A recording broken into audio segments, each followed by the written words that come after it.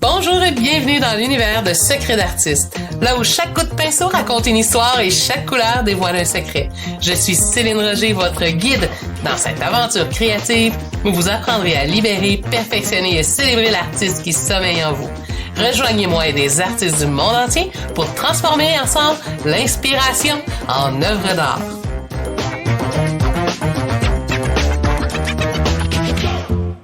Le pouvoir de la composition.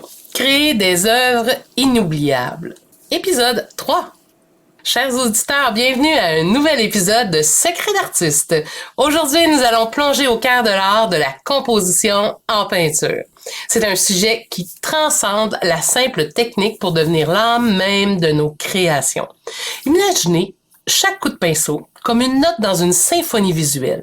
Chaque couleur comme un acteur dans une pièce de théâtre visuelle. La composition, c'est l'art de guider les yeux, de créer une histoire, de susciter des émotions. Dans cet épisode, nous allons explorer les secrets, les techniques et les merveilles de la composition artistique.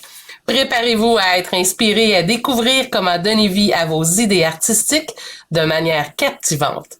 Alors, attachez vos tabliers, ouvrez vos palettes, car nous allons entrer dans le monde fascinant de la composition en peinture.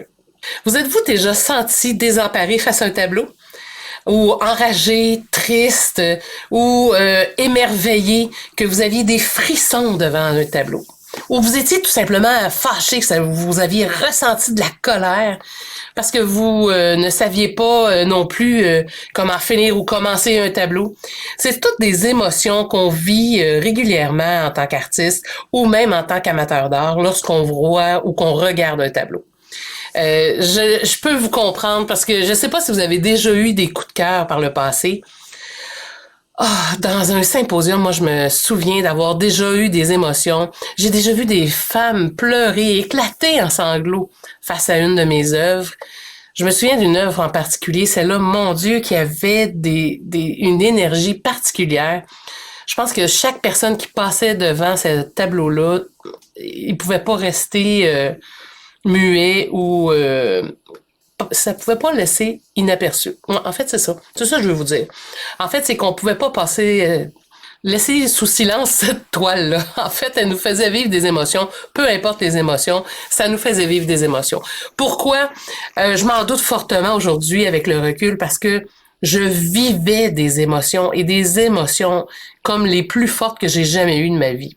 J'avais des émotions qui partaient du bout de mes orteils jusqu'au haut de ma tête. J'étais en état de choc, si on peut dire. En burn-out, pour vous dire bien simplement. Oh my God, que j'en avais vécu, j'avais eu de la tristesse et tout, et ça, on le ressentait dans le tableau. Alors, je sais pas si par le passé, vous avez aussi déjà eu un coup de cœur tout simplement joyeux, parce que c'était un baume pour votre cœur.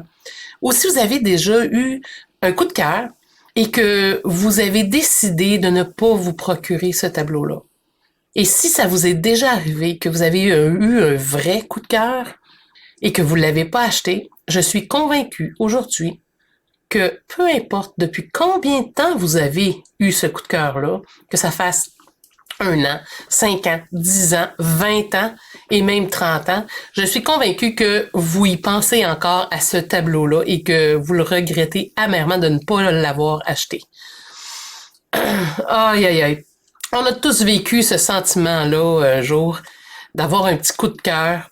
Ben, c'est sûr que certains, il faut faire le tour des toiles, là, mais tu sais, il faut faire le tour des symposiums, des expositions et tout ça. Mais si vous avez eu un vrai coup de cœur, je suis sûre et certaine qu'on a tous eu ce type d'émotion-là à un moment donné. C'est pour ça qu'aujourd'hui, quand j'ai un coup de cœur pour un tableau, peu importe que j'aille de la place ou pas sur le mur, je l'achète. Je ne veux plus vivre dans le regret d'avoir laissé un tableau que j'avais un coup de foudre pour. Alors, je vous comprends très bien des fois. Puis des fois, c'est une question monétaire, puis sincèrement, entre vous et moi, c'est pas le but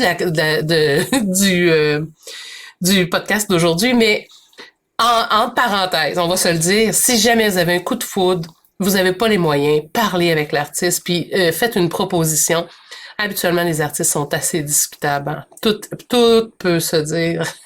Gênez-vous pas.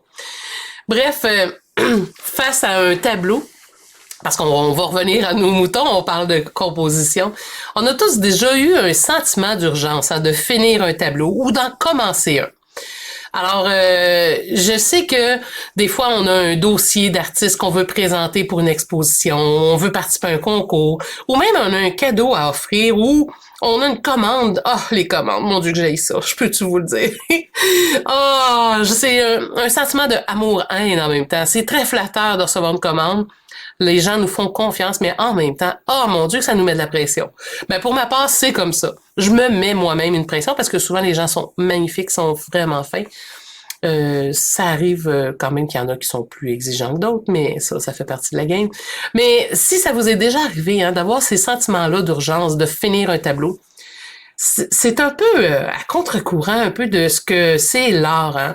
Les artistes, souvent, on veut prendre notre temps, on veut peaufiner, on veut s'inspirer. Ah, et là arrivent des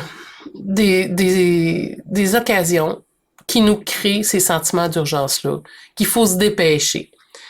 Fait que souvent, qu'est-ce qui arrive en bout de ligne? Ben, ça finit que on finit le tableau, on le signe, mais avec un petit sentiment qu'on aurait peut-être pu faire mieux. Mais à un moment donné, il faut lâcher prise. Hein. Faut signer. Et pour y arriver, puis des fois, on est bloqué. Hein. Quand on a des commandes ou qu'on a des urgences, qu'est-ce qui arrive finalement? Souvent, on va attendre jusqu'à la dernière minute et on dormira pas de la nuit, on va faire le tableau, on va le finir. Parce que là, on n'a plus le choix, faut le sortir. Et c'est pas tout à fait ce qu'on aurait aimé ressortir. On aurait aimé ça, avoir le temps de mettre de l'émotion, de l'ambiance, de le peaufiner, de mettre plus de détails. Si ça vous est déjà arrivé, levez la main, hein. Écrivez-moi votre expérience là-dessus. Je suis convaincue que tous les artistes qui prennent des commandes de temps en temps ou qui veulent postuler des fois pour des symposiums, des expositions, ça vous est déjà arrivé. Vous savez de quoi je vous parle là, actuellement. Alors, on finit toujours finalement par trouver ce qui est important, puis on coupe, hein. On coupe dans le superflu. Quand on finit par aboutir, tu sais, 24 heures, mettons qu'on se situe un peu dans le temps, on se dit, il me reste 24 heures, faut que je remette mon tableau. On coupe dans le superflu. On prend des décisions rapides. C'est pas toujours les meilleures, mais on le fait, hein. Et puis finalement, qu'est-ce qu'on fait? Ben, on laisse faire la vaisselle, on la laisse traîner, on laisse faire un rendez-vous qu'on avait. Hein? Fait qu'on met le focus vraiment juste sur notre art. Alors, on essaye de filtrer les appels, on essaye d'être concentré sur ce qu'on a à faire. Alors, quand on est un artiste et qu'on a le pouvoir de la composition, qu'on sait comment créer un tableau, comment qu'on sait commencer un tableau, les étapes pour passer à l'action, souvent, on va avoir aussi ces moments-là qu'on va pouvoir créer sans trop de stress, sans trop être poussé dans le dos. Et moi, je me souviens, je donnais des cours de peinture. Puis souvent, quand je faisais des tableaux, quand j'ai commencé à mes débuts, là, les premières années, je me souviens, les tableaux que je faisais, c'était des inspirations. Tu sais, je me mettais pas trop de stress. J'avais des belles photos que je prenais, puis je reproduisais les photos. Et puis à un moment donné, j'ai décidé de faire ça professionnellement. Et là, je voulais faire mieux. Je voulais faire plus. Je voulais mettre plus d'ambiance, je voulais mettre plus d'émotion, je voulais diriger le regard, puis je voulais faire partie des grands. Puis, mais je savais pas trop comment. Fait que je faisais de mon mieux, puis les gens regardaient ce que je faisais, ils me disaient qu'ils aimaient ce que je faisais, il y avait quelque chose qui venait les chercher, ils aimaient les sujets. Mais dans les symposiums, les expositions, je le voyais, hein, c'était comme une personne sur deux qui passait. Mais il y avait des tableaux, des années il y avait des tableaux il y avait des gros wow. Il y avait des petites vedettes dans mes tableaux aussi. Puis des fois, j'étais déçue parce que je me disais, il y a juste ce tableau-là que ça attire le monde. Ou il y en avait 3-4 d'un bar, puis les autres personnes les regardaient. C'était décevant. Et je me souviens, parmi les dernières expositions que j'ai faites, les gens arrêtaient dans mon kiosque. Ils arrêtaient et ils regardaient tout. Le sentiment d'accomplissement. Puis aujourd'hui, c'est ça que je veux vous raconter un petit peu mon historique par rapport à la composition, vous faire réaliser un peu le pouvoir de la composition, puis à quel point ça peut être important. Parce que à un moment donné, moi, ça m'est arrivé par accident, ça, c'est ce besoin de la composition. On me parlait de composition, on me donnait des petits trucs quand je prenais des cours de peinture. Puis ça faisait mon affaire, j'étais contente, je m'améliorais. Jusqu'à un moment donné, moi, j'ai décidé, j'ai fait un changement de cap. J'ai changé de carrière. Au lieu d'être en finance, j'ai décidé de m'enligner sur les arts. Tout le processus, je pourrais vous le raconter une autre fois, mais il reste que je me souviens de la première élève que j'ai eue. Première élève que j'ai chez moi. J'avais annoncé des cours de peinture pour débutants. Je m'étais dit, j'annonce pas d'intermédiaire ni d'avancé. Je suis quand même moi-même, je me considérais encore un peu débutante. Tu sais, je m'en venais pas payer. Je savais plus de choses que ben du monde. Puis j'en savais plus que tous ceux qui ont jamais peint. Fait que je me disais, ben je suis correct. Je vais pouvoir leur montrer comment commencer à peindre. Tu sais, quand même que je sais pas tout, c'est pas grave. J'avais des professeurs qui m'avaient même appelé pour me dire, t'as pas peur de pas tout savoir. Dans ma vie, moi, je sais que je sais pas tout. Fait que ça m'a pas dérangé. Ça m'a levé un petit flag. Je suis restée un peu attentive à ça. Mais pas plus que ça. J'ai décidé d'annoncer cours de débutant. J'ai été très honnête. Quand la dame m'a appelé, je lui ai dit, je veux partir de mon école de peinture, puis je donne des cours uniquement pour débutants. Elle dit, moi, je suis un petit peu intermédiaire, mais je peins tellement pas. Elle dit, je me considère comme débutant. Je lui ai dit, ben parfait. On s'est donné rendez-vous. Elle est venue chez moi. Ça allait super bien. Déjà, le premier cours, j'y apprenais plein de choses. Là, j'étais heureuse. Ça me confirmait que j'avais ma place là-dedans, puis que effectivement, j'en savais pas mal. Puis là, à un moment donné, vers la fin du cours, on parle de son prochain tableau. Juste avant de partir, je me souviens. Fin du premier cours. On parle du prochain tableau qu'elle veut faire. Et là, elle me sort quelque chose d'un petit peu plus complexe. Et là, elle se met à me parler de composition, mais avec des termes que j'avais jamais entendus. Et là, elle se met à me dire des choses que je savais pas. J'écoutais comme il faut, hein, je peux-tu vous dire? Pour finalement, je lui ai dit, tu sais, que je connaissais pas cette technique-là encore, mais que ça allait venir, que la semaine prochaine, j'y reviendrai. Hey, je peux-tu vous dire que j'ai été pendant une semaine de temps, que j'ai pataugé, que j'ai cherché comme une folle? Ça me prenait un coaching, ça me prenait un mentor en composition, ça pressait. J'ai cherché. Et heureusement, dans ma région où je venais de déménager à Sherbrooke, j'ai trouvé un enseignant qui m'enseignait la composition. Et que j'étais heureuse. Alors là, j'ai mentionné à mon professeur que je voulais apprendre rapidement. Il me dit, ça tombe bien, je commence une session, je pense que c'était le mardi si je me trompe pas. Et moi, le cours que je donnais, c'était le mercredi. Puis là, j'y ai dit, moi, je suis professeur aussi, tu sais. Parfait, il dit, y a pas de problème, c'est super. Merveilleux. Et j'ai commencé comme ça, hein. Fait que le premier jour, j'étais chanceuse. La question que la dame m'avait posée, ben, j'avais eu le cours la veille. Alors, je l'enseignais le lendemain. Et j'ai été, tout le long de ma session, en fait, j'ai pris un bon 3 ans de formation complète, une grosse formation qui est reconnue par l'Université de Sherbrooke. J'ai pris cette formation-là et my God que j'en ai appris des choses. Et ça a été le petit coup de pouce qui m'a donné, que m'a donné mon élève, en fait, hein, pour me rendre compte que j'avais besoin d'en savoir plus si je voulais l'enseigner, premièrement. Et sincèrement, j'étais très intéressée moi-même par le sujet parce que je peignais moi-même. Alors, c'est sûr que ça m'a aidé. Mais je peux vous dire que à partir du moment où j'ai pris ces cours de composition-là, au début, je trouvais ça compliqué. Je me souviens. C'était compliqué. Puis je me disais, ah mon Dieu, ça va changer toutes mes affaires, je veux rester moi-même. J'avais peur, j'étais insécure. Puis je me disais, à quoi ça sert? C'est vraiment important? Puis au fur et à mesure, à un moment donné, j'ai réalisé que plus j'en savais, plus c'était facile de composer mes tableaux parce que j'avais plus besoin de me poser de questions. Dans le sens que, oui, je me posais des questions parce que quand on commence un tableau, on a plein de questions qu'on se pose. Mais les questions étaient déjà écrites. À chaque tableau, c'était la même question qui se répétait tout le temps. Et j'avais juste comme à faire un petit check. Et un coup que ça, c'était réglé, ben après ça, j'avais une autre étape à régler. Un coup que mes émotions que je voulais faire ressentir étaient là, ben je les faisais ressortir. Un coup que j'avais décidé de quelle ambiance je voulais, ben je faisais un petit check. Si je me disais, OK, parfait, où est-ce que je vais placer la profondeur, ma règle des tiers, la direction du regard, où est-ce que je veux l'enligner, ben je cochais toutes les cases. Et puis à un moment donné, ben là, je tombais dans la forme, le dessin, le contraste, l'ambiance, les couleurs, l'équilibre des couleurs.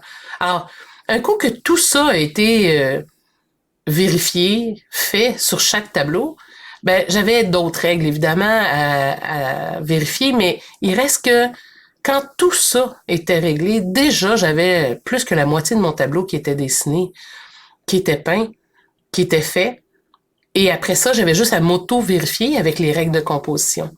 Alors, ça m'a appris à avoir une structure et après ça, de me laisser aller, mais dans le plaisir. Parce que quand je prends les décisions, au début, j'y pense, j'y réfléchis, je prends des notes, je fais des croquis. Mais un coup que ça c'est fait, après, tout ce que j'ai à faire, c'est de prendre mon pinceau et de m'amuser et juste de pitcher la couleur. Et la couleur, encore là, ça fait partie de la composition. Je l'avais réfléchi tout auparavant, j'avais fait des petites études, des petits tests. Mais quand je tombais sur le tableau, je ne faisais que m'amuser. Je partais la musique, je dansais avec mon pinceau. C'est vraiment, c'est un plaisir peindre pour moi. Alors, la composition m'a vraiment aidé et m'a aidé à devenir de plus en plus autonome et m'a aidé à pouvoir prendre mes décisions. Et quand je prenais des décisions, même s'ils n'étaient pas basées sur la composition, quand je me revérifiais après, je validais ce que je venais de faire. C'était correct ou pas. Et à partir de ce moment-là, peu à peu, à force que j'ai peint de plus en plus, c'était de plus en plus facile parce que j'ai acquéri plusieurs notions au fur et à mesure, puis je me rendais compte d'un symposium à l'autre qu'il y avait de plus en plus de gens qui regardaient longuement mes tableaux et pas juste un. Et que tous mes tableaux, tranquillement, ils devenaient un peu comme moi-même. C'était mon extension, ils me ressemblaient de plus en plus. C'était palpable. Alors, c'était un peu, je pourrais dire, un peu comme une composition. Hein? La composition, les règles de composition pour la peinture, c'est un peu comme si je peux vous faire une petite analogie, c'est un peu comme une partition musicale. On imagine que la toile, c'est une partition musicale. Nos coups de pinceau, c'est les notes. Hein? La composition, c'est la mélodie qui guide le rythme et l'harmonie dans notre œuvre. C'est un peu comme un compositeur qui crée une symphonie puis qui place soigneusement chaque note pour évoquer des émotions chez les auditeurs. Un artiste, ça crée une expérience visuelle en disposant judicieusement les éléments sur la toile. La composition, c'est le chef d'orchestre du tableau. Puis peu à peu, on dirige les regards puis on crée une harmonie visuelle qui va parler au spectateur. C'est vraiment un peu comme la musique. C'est un peu comme le théâtre, hein? C'est comme une mise en scène en même temps. Hein? Les acteurs, il y a la composition, le scénario, on va placer des couleurs, les acteurs vont raconter une histoire, on va placer des éléments pour composer puis raconter l'histoire. Il va y avoir toutes sortes de formes qui vont prendre vie sur la scène, qui va créer une narration pour le tableau. Hein. Le tableau, c'est la scène, tout simplement. Puis, à partir de là, on va créer des émotions qui vont être différentes pour chaque spectateur. Fait que la pièce de théâtre, c'est un peu une mise en scène pour émouvoir le public. Fait que c'est la musique, le théâtre, la peinture, c'est toute une question de composition aussi. Hein. Chaque artiste va créer sur une certaine base, sur une certaine structure. Puis quand on a ça, c'est là qu'on va avoir un fil conducteur. En fait, la composition, c'est ça, c'est le fil conducteur. J'aime ça. Ouais. Alors, je sais pas si ça vous dit, si ça vous parle. Vous savez, au début, je vous ai parlé que je vous parlerais de l'importance de la composition dans la peinture. J'espère que vous avez un peu apprécié toute l'expérience que je vous partage pour vous faire prendre conscience un peu plus au niveau de la composition, à quel point ça peut être important dans vos tableaux. Et ça, peu importe que vous soyez un peintre figuratif ou un peintre qui fait de l'abstraction.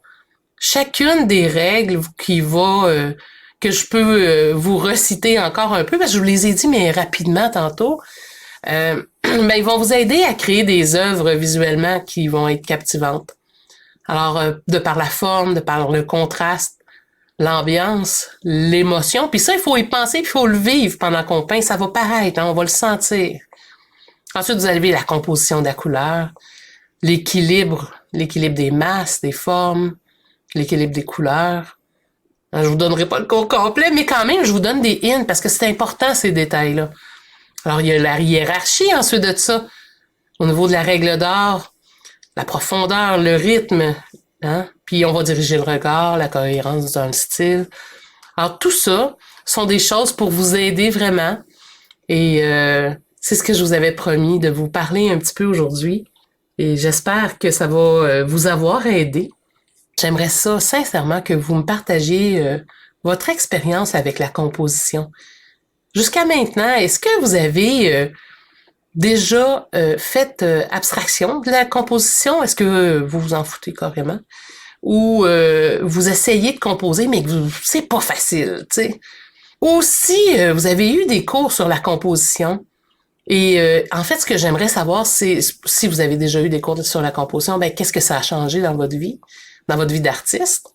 Et si vous en avez jamais eu, j'aimerais ça, je suis curieuse, j'aimerais savoir pourquoi.